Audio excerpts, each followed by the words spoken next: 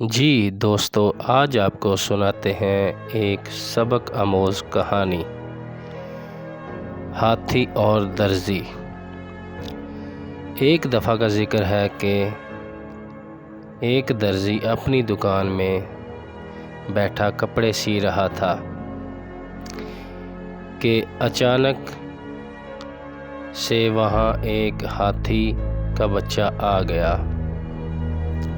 और अचानक ऊंचा ऊंचा बोलने लगा।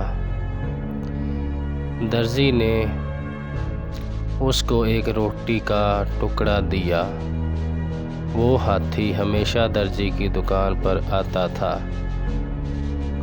एक दिन हाथी आया, लेकिन दर्जी ने उसको रोटी के बजाय सुई चुभा दी।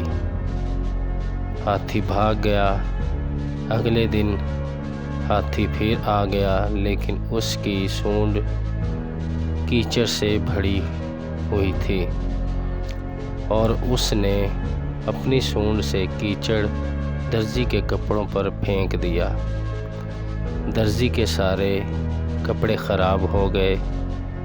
दर्जी सर पकड़कर रोने लग गया। इस कहानी से हमें सबक मिलता है कि जैसा करोगे वैसा ही भरोगे।